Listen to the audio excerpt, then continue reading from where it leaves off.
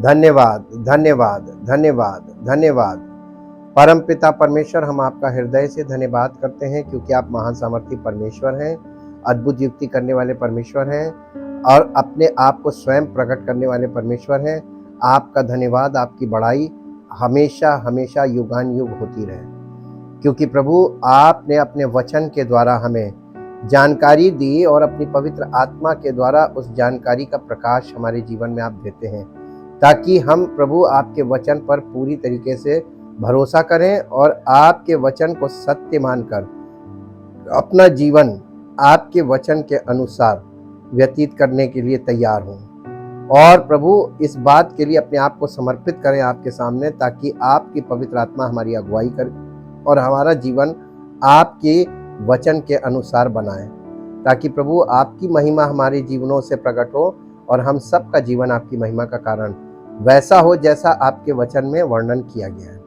आपकी महिमा के लिए हम अपने आप को समर्पित करते हैं, तब हमारे जीवन को नई सृष्टि बनाकर आप अपनी महिमा को प्रकट करते हैं। हम आपका धन्यवाद करते हैं। इस प्रार्थना को आपके इकलौते पुत्र प्रभु यीशु मसीह के नाम से मांगते हैं, आमीन। Praise the Lord. हम परमेश्वर का धन्यवाद करते हैं the glory of God part 34 के लिए। आज हम Bible study about doctrine. Doctrine शब्द का मतलब होता है, इसका अर्थ भी देखेंगे और डॉक्ट्रिन क्यों इंपॉर्टेंट है इसको भी देखेंगे, और परमेश्वर का वचन हमको स्पष्ट कैसे होगा और किस तरीके से हम परमेश्वर ने जो हमारे लिए उद्धार की योजना रखी है और हमें क्या विश्वास करना है और किस रूप से किस तरीके से विश्वास करना है ताकि हम उद्धार भी पाएं और हमारा जीवन परमेश्वर की आत्मा के द्वारा परिपक्व बनाया जाए, ताकि हम सिर्फ उद्धार ना पाएं बल्कि प्रभु यीशु मसीह के आने पर हम उसकी देह के रूप में हम सेलेक्ट किए जाएं और कलेक्ट किए जाएं, यानी हमको वो अपने साथ लेकर जाए और हम सब उसके साथ अनंत जीवन में प्रवेश करने पाए और अनंत मृत्यु से अनंत जीवन में प्रवेश पाए और परमेश्वर की महिमा का कारण बने।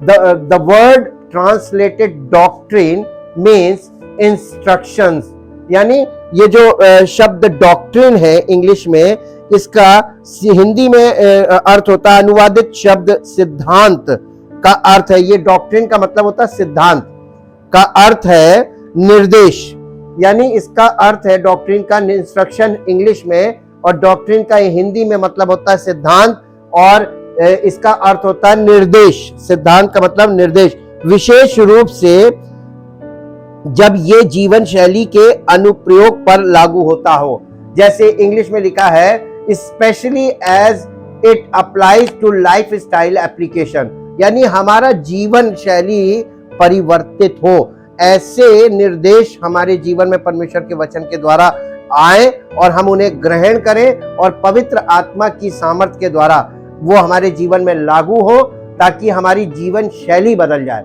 इन अदर वर्ड्स, यानी दूसरे शब्दों में हम देखें तो सिद्धांत एक आधिकारिक सूत्र द्वारा दिया गया शिक्षण है, यानी ये अगर हम दूसरे शब्दों में देखें इंग्लिश में तो इसका मतलब होता है कि doctrine is teaching imparted by an authoritative source.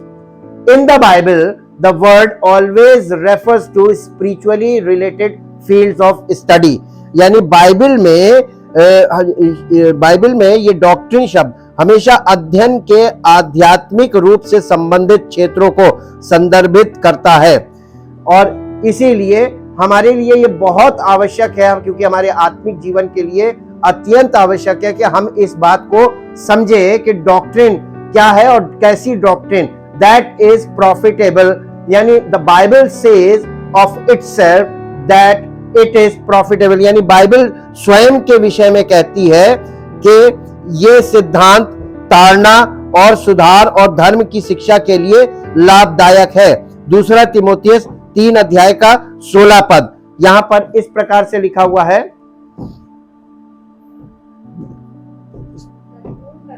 संपूर्ण पवित्र शास्त्र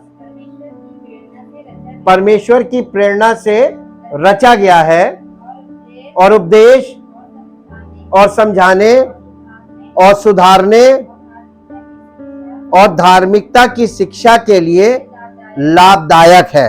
ये परमेश्वर यानी बाइबल खुद अपने बारे में ये बात बता रही है कि बाइबल किस मामले में हमारे लिए लाभदायक है। We are to be careful about what we believe. हमें इस बात में बहुत सावधान होने की जरूरत है कि हम क्या विश्वास करते हैं। लोगों को ये पता है कि हम, वो लोगों से पूछो तो कहते हैं हम विश्वास करते हैं, लेकिन बाइबल हमसे प्रश्न करती है कि हमें इस बात में बहुत सतर्क होना है कि हम क्या विश्वास करते हैं और सत्य के रूप में प्रस्तुत करते हैं। यानी जो हम विश्वास करते हैं उस विश्वास को हम दूसरों को जब प्रस्तुत करते हैं तो सत्य के रूप में प्रस्तुत कर रहे हैं या अपना विश्वास उसको बता रहे हैं कि हम ये विश्वास करते हैं। इसलिए हमें बहुत जरूरी है कि इस बात में हम सतर्क हो कि हम क्या विश्वास करते हैं और दूसरों को हम विश्वास के रूप में क्या सत्य परोसते हैं। पहला तिमोथियस 4 अध्याय उसका 16 पद यहां इस प्रकार से लिखा हुआ है, अपनी और अपनी भी चौकसी कर, यानी अपने विश्वास की और अपने उपदेश की चौकसी कर।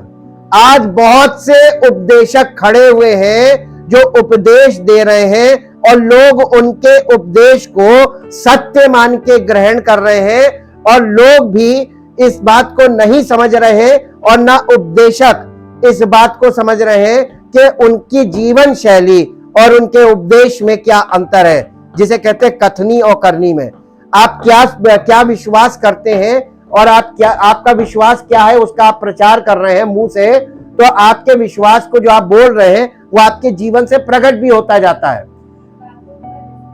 इन बातों पर स्थिर रहे, क्योंकि यदि तू ऐसा करता रहेगा तो तू अपने और अपने सुनने वालों के लिए भी उद्धार का कारण बनेगा। हम लोगों के लिए उद्धार का कारण बन सकते हैं कब? जब हम अपने विश्वास पर केयरफुल होंगे और हमें क्या विश्वास करना है, परमेश्वर के वचन पर आधारित उसको विश्वास करेंगे और वचन के पर आधारित लोगों को बातें बताएंगे, सत्य बताएंगे, तो हम भी यानी परमेश्वर के हम तो उद्धार पाएंगे, लेकिन जो लोग हमारे द्वारा उस सत्य को सुनकर ग्रहण करेंगे वो भी उद्धार पाएंगे। इसलिए जरूरी है कि अपने विश्वास की और परमेश्वर के वचन में चौकसी करना। नए नियम में भी ये बात लिखी हुई है, से यही बोला गया है, watch your life and doctrine closely, यानी अपने जीवन को और परमेश्वर के वचन के सिद्धांत को बहुत ध्यान से देखो। Persevere in them, because if you do you will save both yourself and your heirs. यानी यदि तुम ऐसा करोगे तो अपना और अपने सुनने वालों का उद्धार करोगे।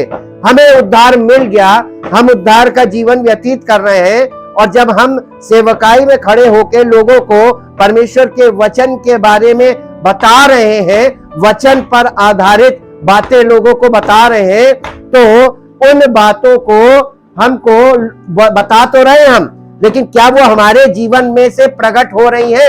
क्या हमारी जीवन शैली उन बातों के साथ मैच कर रही है? ये ध्यान जरूर रखें, तभी हमें तो उद्धार मिला है, सुनने वालों को भी उद्धार मिलेगा। Biblical doctrine helps us understand the will of God for our life.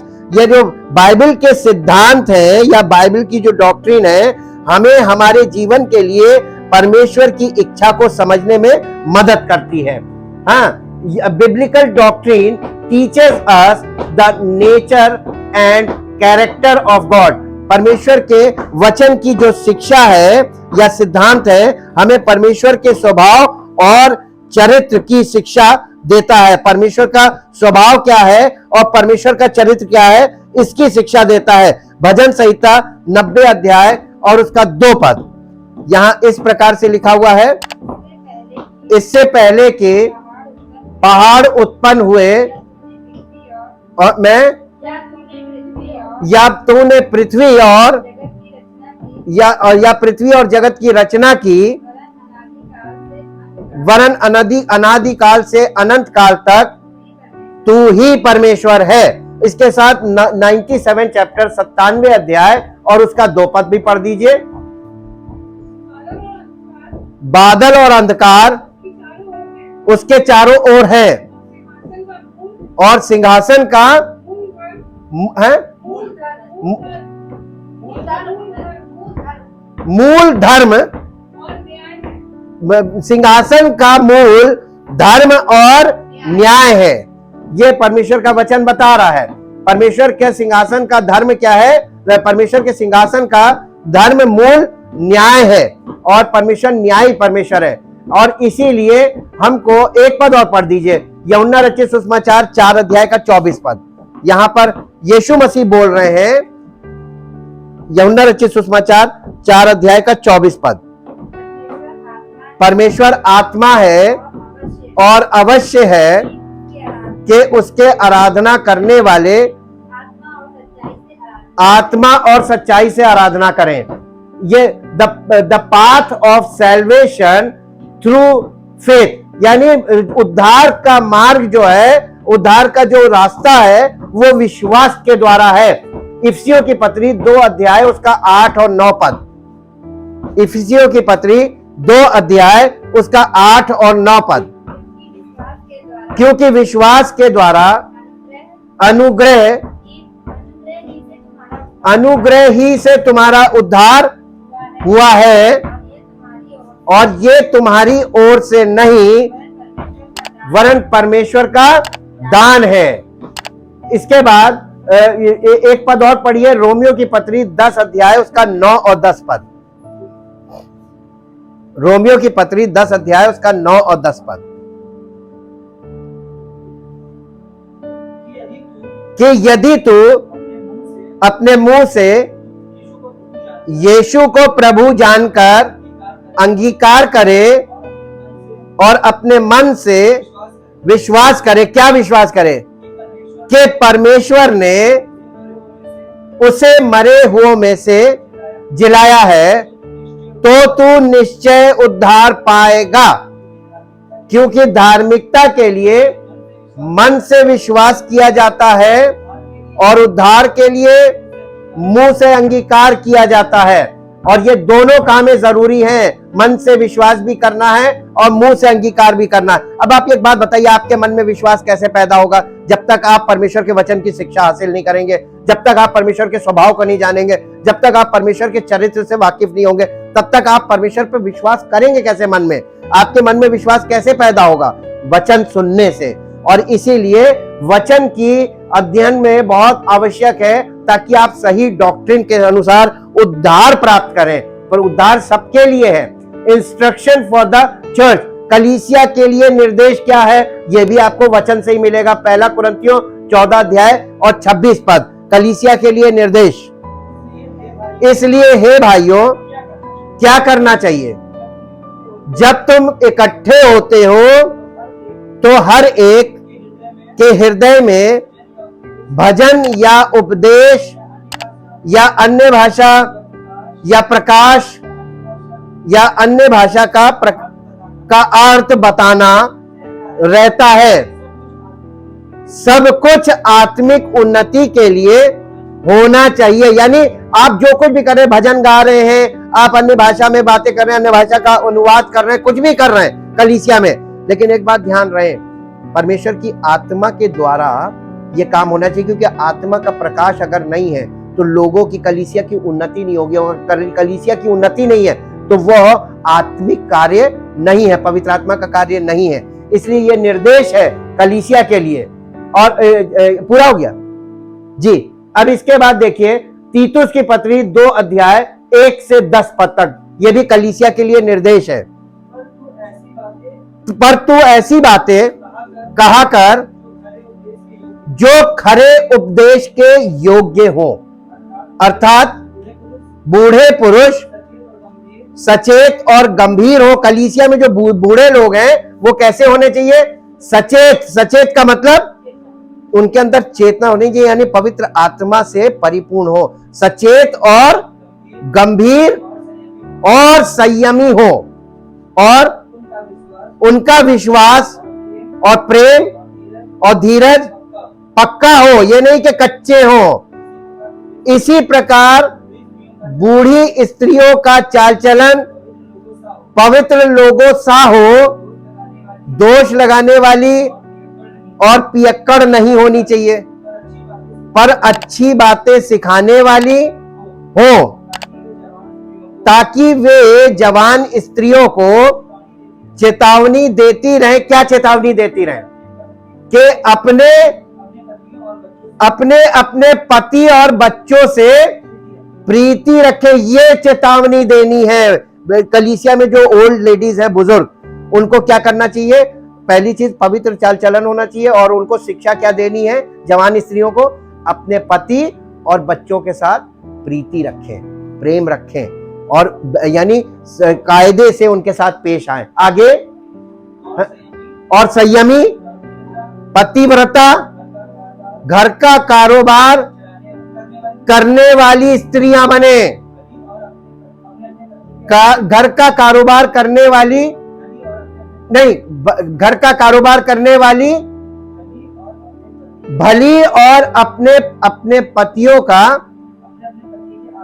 अपने पति के अधीन रहने वाली बने, ताकि परमेश्वर के वचन की निंदा ना हो।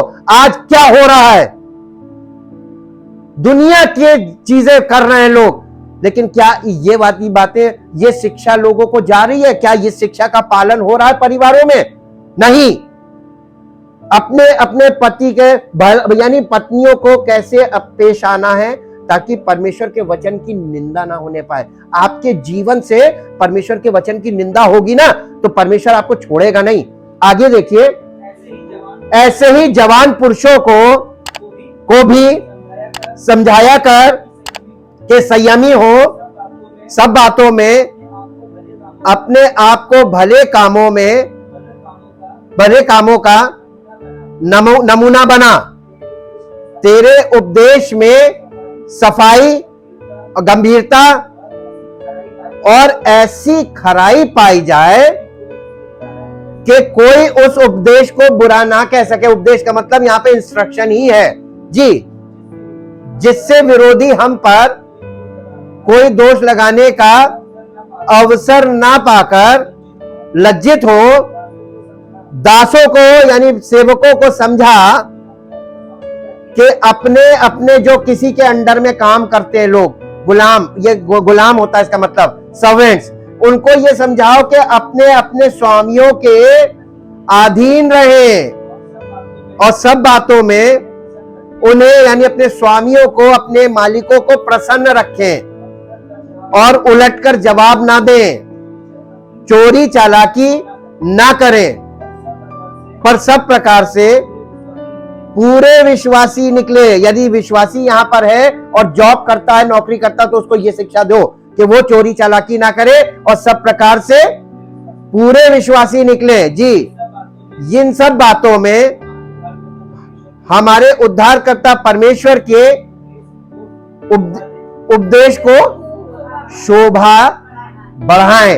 आपको और हमको परमेश्वर के वचन का केवल प्रचार नहीं करना है, ऐसा जीवन हो प्रचार के अनुसार के परमेश्वर के वचन की शोभा बढ़ जाए कि अरे यार, वचन के मानने वाले लोग ऐसे होते हैं। ऐसा जीवन कहीं दिख रहा है आपको?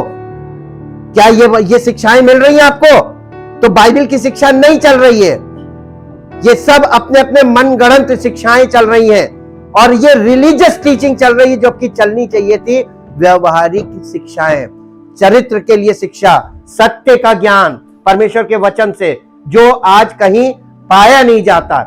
इसीलिए and God's standard of holiness for our life. और मालूम है, इसके साथ साथ डॉक्ट्रिन यानी सिद्धांत में हमको क्या मिलता है? परमेश्वर के मानक, पवित्रता के मानक जो हमारे जीवन के लिए है। पहला पत्रस उसका पहला अध्याय 14 से 17 पद, पहला पत्रस उसका पहला अध्याय और उसका 14 से 17 पद पढ़ेंगे। आज्ञाकारी बालकों के समान अपनी अज्ञानता के समय की पुरानी अभिलाषाओं के सदृश ना बनो, पर जैसा तुम्हारा बुलाने वाला पवित्र है, वैसे ही तुम भी अपने सारे चाल चलन में, किसमें? अपने सारे चाल चलन में पवित्र बनो, क्योंकि लिखा है पवित्र बनो क्योंकि मैं पवित्र हूं। परमेश्वर कहता है मैं पवित्र हूं, इसलिए तुम भी पवित्र बनो। इसीलिए तो पवित्र वचन और पवित्र आत्मा हमको दिया गया है ताकि हम पवित्र बने। और और जब तक कि हे पिता कहकर उससे प्रार्थना करते हो, जो बिना पक्षपात हर एक के काम के अनुसार न्याय करता है, तो अपने परदेशी होने का समय भय के साथ, भय से बिताओ कि हम कुछ समय के लिए पृथ्वी पर है, इसके बाद हमें अपने परमेश्वर के राज्य में जाना है। इसलिए ये तैयारी के साथ जियो। और इसके साथ साथ पहला कुरिन्थियों 6 अध्याय 18 से 20, पहला कुरिन्थियों 6, व्यभिचार से बचे रहो, जितने अन्य पाप मनुष्य करता है वे देह के बाहर हैं, हाँ देह के बाहर होते हैं, परंतु व्यभिचार करने वाला अपनी ही देह के विरुद्ध पाप करता है। क्या तुम नहीं जानते कि तुम्हारी देह पवित्र आत्मा का मंदिर है जो तुम में बसा है और तुम्हें परमेश्वर की ओर से मिला है, और तुम अपने नहीं हो, क्योंकि दान देकर मोल लिए गए हो। और इसलिए अपनी देह के द्वारा परमेश्वर की महिमा करो, पाप ना करो अपनी देह के द्वारा, बल्कि परमेश्वर की महिमा। अब ये बताइए कि हमारा स्वभाव तो पापी है, हमारा मन पापी है, हम यानी अज्ञानता में पाप कर जाते हैं, हमें पता नहीं चलता। बाद में हमें वो रियलाइज होता है, जब हम वचन सुनते हैं तब हमें पता चलता है ये तो हमसे हो गया। तब हमको लगता है झटका कि अरे ये तो पाप हमसे हो गया। तो इसका मतलब मनुष्य को पता नहीं चलता और पाप हो जाता है और देह से होता है। तो इससे बचने के लिए दूसरा क्या रास्ता है कि परमेश्वर के वचन में बने रहो, कलीसिया में स्थिर बने रहो, वचन के लिए ललायित बने रहो, ताकि तुम परमेश्वर के वचन के अकॉर्डिंग अपने ऊपर ध्यान रख सको। जी, अब इसके बाद when we accept the Bible as God's word, जब हम पवित्र बाइबल को परमेश्वर के वचन के रूप में ग्रहण करते हैं, और तो वो ये वचन हमारे लिए जीवन का काम करता है, आत्मिक जीवन और परमेश्वरीय जीवन का। दूसरा तीमुथियुस 3 अध्याय उसका 16 पद, संपूर्ण पवित्र शास्त्र परमेश्वर की प्रेरणा से रचा गया है और उपदेश और समझाने और सुधारने और धार्मिकता की शिक्षा के लिए लाभदायक है। यह हमारे लिए बहुत लाभदायक है। और इसके बाद दूसरा पत्रस 1 अध्याय 20-21 पद, पर पहले ये जान लो कि पवित्र शास्त्र की कोई भी भविष्यवाणी किसी के अपने ही विचारधारा के आधार पर पूर्ण नहीं होती, क्योंकि कोई भी भविष्यवाणी मनुष्य की इच्छा से कभी नहीं हुई, पर भक्त जन पवित्र आत्मा के द्वारा उभारे जाकर परमेश्वर की ओर से बोलते थे। इसलिए कोई भी भविष्यवाणी मनुष्य के पर्सनल इंटरप्रिटेशन के लिए नहीं है। इसका मतलब ये हुआ, इसमें लिखी सारी बातें परमेश्वर का इंटरप्रिटेशन हमको लेना है, मनुष्यों का इंटरप्रिटेशन नहीं लेना है। और मनुष्य जब इसको अपनी भाषा में अपने बुद्धि से इंटरप्रेट करता है तो मालूम है वो फॉल्स डॉक्ट्रिन हो जाती है, यानी झूठा सिद्धांत, झूठी शिक्षा बन जाती है। और इसीलिए हमें इससे बचना है। वी हैव एस्ट्रोलॉजी, यानी जैसे हम ये देखते हैं कि we have a solid foundation for our doctrine. हमारे पास परमेश्वर के सिद्धांत सॉलिड फाउंडेशन यानी एक मजबूत चट्टान रूपी आधार की तरह है, और वो है बाइबल यानी परमेश्वर का वचन। देयर कैन बी डिसएग्रीमेंट, हो सकता है कि बहुत सी असहमतियां हो कलीसियाओं में बहुत असहमतियां पाई जाती हैं।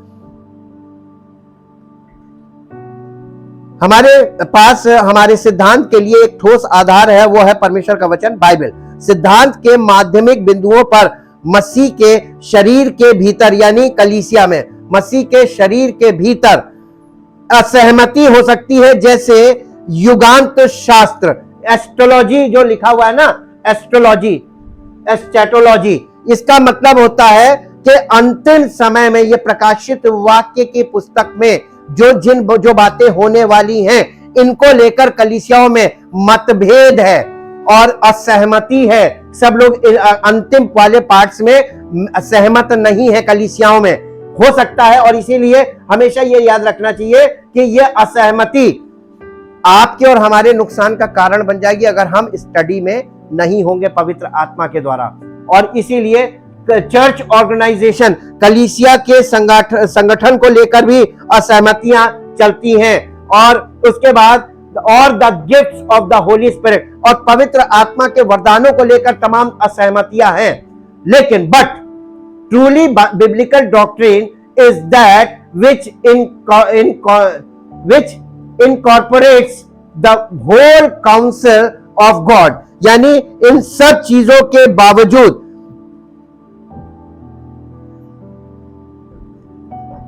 चर्च संगठन या पवित्र आत्मा के उपहार, इन सब बातों में असहमति है। लेकिन वास्तव में बाइबल का सिद्धांत वो है जो परमेश्वर की पूरी सलाह को दिखाता है, को शामिल करता है और उसके आधार पर निष्कर्ष निकालता है, जो हमारे अपरिवर्तनीय परमेश्वर के चरित्र के साथ सबसे अधिक निकटता से जुड़ा हुआ लगता है। प्रेरितों के काम 20 अध्याय उसका 27 पद पढ़ दीजिए। क्योंकि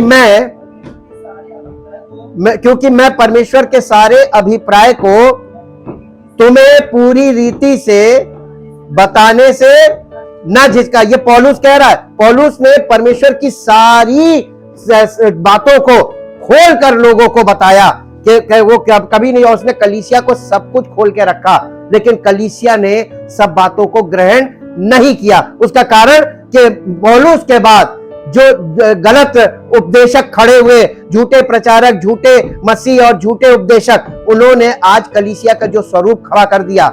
लोग आज स्वरूप में फंस गए और वचन में जाकर उन्होंने चेक नहीं किया कि परमेश्वर का वचन क्या कहता है कलीसिया की बातों को लेकर। परमेश्वर, क्योंकि कलीसिया किसकी है? ऑर्गेनाइजेशन नहीं है, ये यीशु मसीह की देह है, आत्मिक देह। इसके साथ खिलवाड़ जो करेगा वो उसका हाल बहुत बुरा होगा। उसके लिए सब कुछ लिखा हुआ है। इसलिए हम आपको डरा नहीं रहे, ये सत्य है और ये सत्य वचन में वर्णन किया हुआ है।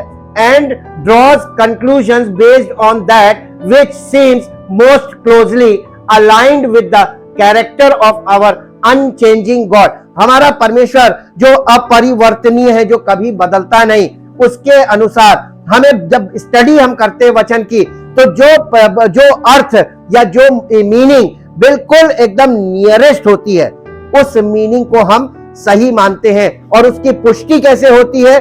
परमेश्वर ने एक नियम ठहराया। मैं एक नियम और बता दूं परमेश्वर का। वो नियम ये है कि किसी भी बात की पुष्टि कि वो सत्य है, इसकी पुष्टि 2 या 3 गवाहों से हो जाती है। और आप परमेश्वर के वचन में जब आप अध्ययन करते हैं, आपने देखा होगा अभी बाइबल टीचिंग्स के दौरान मेरे सारे पुराने जितने भी स्टडीज हैं उनको आप खोल के देखिएगा, कभी भी एक पद सिंगल आपके सामने नहीं रखते हैं। हर बात की पुष्टि के लिए 2 या 3 पद।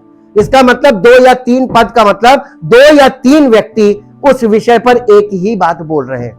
और ये इस बात को दिखाता है वचन की यूनिटी, कि परमेश्वर के वचन में लिखित रूप में कैसी यूनिटी है कि एक ही बात को 2-2, 3-3 लोगों ने एक साथ अपने अपने ढंग से बोला, लेकिन उन सब बातों का मूल जो है वो एक ही है। जैसे आप 4 गॉस्पल देखते हैं, 4 गॉस्पल यानी 4 लोगों ने यीशु मसीह की बायोग्राफी लिखी, उसकी मृत्यु और उसका गाड़ा जाना और उसके पुनरुत्थान, उसके स्वर्गारोहण के बारे में 4 लोगों ने गवाही दी और लिखित है। उसको हम कहते हैं सुसमाचार की पुस्तकें, मत्ती, मरकुस, लूका, यूहन्ना। इसी प्रकार जब आप स्टडी करते हैं तो उसमें 2 या 3 वर्सेस से उस चीज की क्लैरिटी आती है, पुष्टि होती है कि यह सत्य है, और जो सत्य है वही हमको मानना है। गिनती के पुस्तक उसका 23 अध्याय का 19 पद पढ़िए।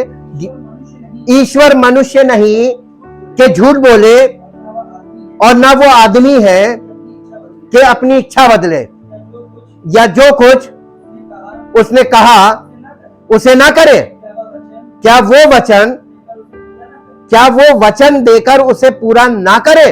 परमेश्वर ने जो भी वचन दिए हैं उन वचनों को उसने अपने पुत्र के द्वारा पूरा किया है और अभी आगे भी करेगा, कोई माने या ना माने।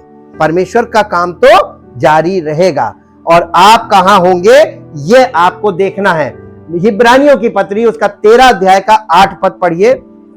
यीशु मसीह कल, जो बीता हुआ कल है वो कल और आज और युगान युग जैसा था वैसा है और वैसा ही रहेगा। जो कहा था और जो कहा है और जो कह रहा है वो ही करेगा। उसने पहले से सब कुछ बोल दिया है, इसलिए करेगा वही जो कह चुका है, और जो काम वो करके गया था उसे पूरा करने आ रहा है और उसे पूरा करके रहेगा, मानो या ना मानो। डॉक्ट्रिन हमको, ये सिद्धांत है परमेश्वर के वचन का अध्ययन के रूप में हमको डॉक्ट्रिन मिलती है। डॉक्ट्रिन एक लाइन में नहीं है, ये पूरी 66 किताबों का अध्ययन है, और ये परमेश्वर के स्वभाव और उसके चरित्र का अध्ययन है। और जब आपको परमेश्वर का स्वभाव नहीं मालूम है तो आप ये कैसे कह सकते हैं कि वो आपका पिता है? आप अपने स्वभाव को भी इसमें देखते हैं। आपका स्वभाव और हमारा स्वभाव कैसा है? हम पापी मनुष्य हैं और हम पाप के द्वारा उत्पन्न हुए हैं। वी आर बॉर्न सिनर, और परमेश्वर परम पवित्र है, तो कैसे वो हमारा पिता हो सकता है? हम बड़ी आसानी से कह देते हैं कि वो सबका पिता, वो नहीं, सबका पिता कैसे है? जब यीशु मसीह के द्वारा, जब हम यीशु मसीह पर उसके उस बलिदान पर विश्वास करते हैं कि वो मेरे पापों के लिए मारा गया, पौलुस ने आगे हमारे लिए खोला कि हम उसके साथ सलीब पर चढ़ाए गए। और अगर आप एक बार सलीब पर चढ़ चुके यीशु मसीह के साथ, तो आज आप पाप में जीवन क्यों व्यतीत कर रहे हैं? और अगर आज आप पाप में जीवन व्यतीत कर रहे हैं तो अभी आप परमेश्वर की संतान नहीं है। जिस दिन आप यीशु मसीह के बलिदान पर विश्वास करते हैं और आप ये मान लेते हैं यीशु मसीह मेरा उद्धार करता है, आपको गंभीर हो जाना चाहिए कि अब हम जैसे पहले जीते थे वैसे नहीं, जैसे पहले बोला करते थे वैसे नहीं बोलेंगे, पहले सोच के नहीं बोलते थे, अब सोच के बोलेंगे। हमारे शब्दों का चयन हम करेंगे। पवित्र आत्मा के द्वारा हमें बोलने में संभलना है। हमें कोई बात उतावली से नहीं बोलनी है। कोई भी बात हम कहते हैं हम विश्वास करते हैं, और कितनी आसानी से हम बोल देते हैं कि हम विश्वास करते हैं, जबकि वास्तव में हम विश्वास के नाम पर अपने आप को ही धोखा देते हैं। हमको क्या विश्वास करना चाहिए ये ही नहीं हमें मालूम है, और हम कहते हैं कि हम विश्वास करते हैं। वो हमारे मन का विश्वास होता है। जिस विश्वास की बात परमेश्वर का वचन कह रहा है, वचन पर विश्वास करना, वचन को ग्रहण करना, क्योंकि वचन देहधारी हुआ, वचन ने काम किया। यीशु मसीह दो रूप में आपको मिलेगा वचन, एक तो लिखित वचन, दूसरा जीवित वचन। तो यीशु मसीह जो लिखित वचन है, इस लिखित वचन को जब हम ग्रहण करते हैं तो वो हमारे अंदर जीवित वचन बनता है। Thank you, thank you, thank you Lord, thank you Jesus. अब इसका नेक्स्ट पार्ट, जो आधा पार्ट है, इसका हम कल लेंगे, क्योंकि हम इसको छोटे पार्ट्स में इसलिए लेके चल रहे हैं क्योंकि बहुत इंपॉर्टेंट पॉइंट है और इस चीज को समझना बहुत जरूरी है, ताकि हमारा जीवन केवल उद्धार ना पाए, बल्कि हमारे जीवन से दूसरों को भी उद्धार मिले। हमारे उपदेश से, हमारे बोलने से दूसरों के जीवन में भी उद्धार हो और परमेश्वर की महिमा। परमपिता परमेश्वर, हम आपका हृदय से धन्यवाद करते हैं। आप महान सामर्थी परमेश्वर हैं। आपकी अद्भुत सामर्थ अद्भुत का तरीके से कार्य करती है। जब हम आपके वचनों पर विश्वास करते हैं और उन वचनों को अंगीकार करते हैं, तो सुनने वाले जब उस पर विश्वास करते हैं तो उनके जीवन में भी अद्भुत कार्य होता है कि वे निश्चित उद्धार पाते हैं। आपके वचन में लिखा हुआ है, और हम चाहते हैं प्रभु कि हम आपको प्रभु मान कर नहीं बल्कि प्रभु जान कर अंगीकार करें। इस बात को की पूरी तस्दीक कर लें, इस बात में पूरे संतुष्टि कर लें कि आप वास्तव में एकमात्र जीवित परमेश्वर के पुत्र प्रभु यीशु मसीह, आप प्रभु हैं और आपके अलावा कोई दूसरा प्रभु है ही नहीं। तो हम निश्चित उद्धार पाते हैं, और इस बात का अंगीकार करते हैं जब हम सबके सामने, तो हमें उद्धार मिलता है। और हम आपके वचनों के आधार पर लोगों को बताते हैं ताकि वो भी विश्वास करें और उन्हें भी उद्धार मिले, वो भी अंगीकार करें और अंगीकार के द्वारा उद्धार प्राप्त करें, ताकि आपकी महिमा हो। हम धन्यवाद करते प्रभु आपके अद्भुत कार्यों के लिए और आपकी अद्भुत युक्ति के लिए जो आपने हमारे लिए रखी है। हमें कुछ भी बड़ा काम नहीं करना है, कोई भारी काम नहीं करना है, बल्कि हमें बिल्कुल सरल काम करना है कि आपके इकलौते पुत्र प्रभु यीशु मसीह के बलिदान को ये मान लेना है कि हम उसके साथ क्रूस पर मर गए और अब हम जो जीवित हैं वो इस आधार पर, उस विश्वास के अनुसार जो हमारा उस पर है, और पवित्र आत्मा हमारे जीवन में कार्य करना शुरू कर देता है।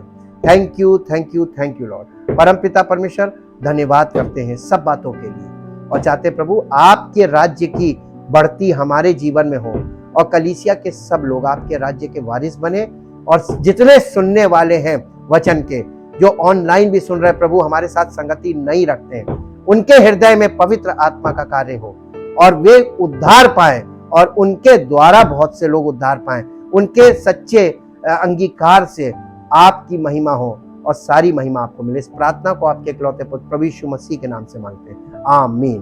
Praise the Lord. परमेश्वर आपको आशीष दे।